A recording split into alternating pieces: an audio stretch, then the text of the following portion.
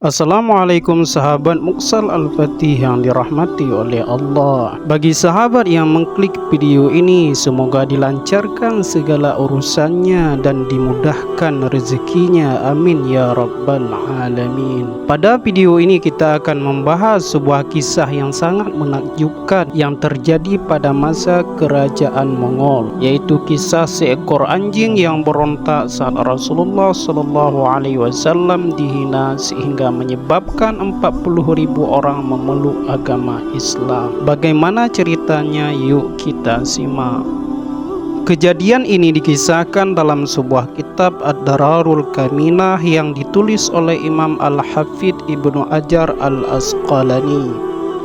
Di dalam kitab itu diceritakan di masa kerajaan Mongol dahulu ada seorang yang murtad menjadi seorang Nasrani. Pada suatu hari para pembesar-pembesar Nasrani dan Mongol mengadakan sebuah pertemuan. Salah satu di antara mereka mencaci dan menghina Rasulullah SAW.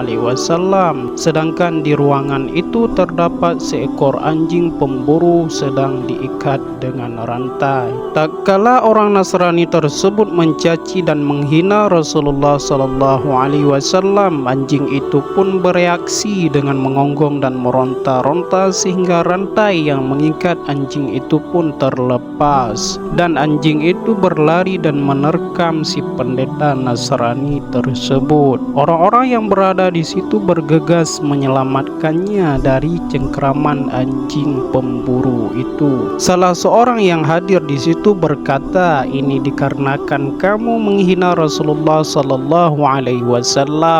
Si pendeta Nasrani itu mengelak dengan mengatakan, "Bukan, ini karena saya menunjuk-nunjuk ke dia sehingga dia pikir saya akan memukulnya." Kemudian orang Nasrani itu melanjutkan lagi pembicaraannya dan dia masih terus-menerus mencaci dan menghina Nabi Muhammad SAW dengan perkataan-perkataan yang keji. Dan untuk kedua kalinya anjing itu pun menggonggong dengan sangat keras dan meronta-ronta sehingga rantai yang mengikat anjing itu terlepas kembali, dan anjing tersebut berlari dan menerkam pendeta Nasrani dan mencabik-cabiknya hingga seketika itu pendeta tersebut pun mati.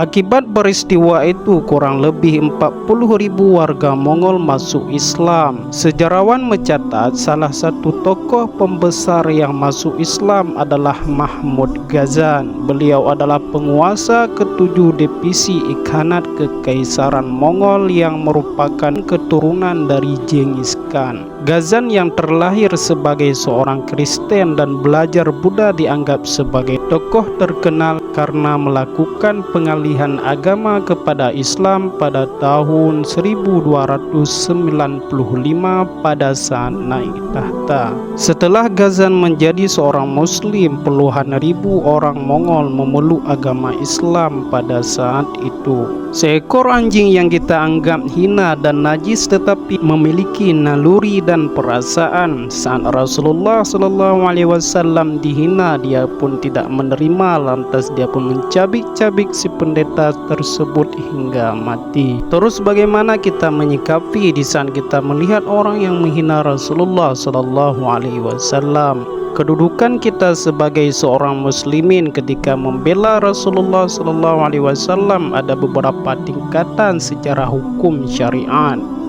Ada wewenang dari ulama, ada wewenang dari ulil amri, dan juga ada wewenang dari masyarakat. Di saat ada orang yang menghina Nabi Muhammad SAW, tentu kita sebagai muslim wajib menunjukkan sikap tidak ridha dan marah karena agama. Akan tetapi kita perlu bersikap tenang dan bertindak sesuai wewenang yang telah diatur dalam syariat Islam. Mengingkari sebuah kemungkaran memiliki tingkatan. Tidak semua harus dengan tangan atau pedang, karena mengingkari kemungkaran dapat dilakukan terkadang dengan lisan saja, bahkan terkadang dapat juga diingkari dengan hati. Sebagaimana hadis Rasulullah SAW, "Man ra'a minkum munkaran falyughayyirhu biyadihi, fa in lam yastati' fa bilisanihi, fa in lam yastati' fa biqalbihi, wazalika az'aful iman. Barang siapa di antara kalian yang melihat suatu kemungkaran, maka hendak ia menegah dengan tangannya. Seandainya dia tidak mampu, maka dengan lisannya. Seandainya tidak mampu, maka dengan hatinya. Dan demikian adalah selemah-lemah iman. Cukup sekian video kali ini, semoga bermanfaat bagi kita semua. Wallahu a'lam bissawab.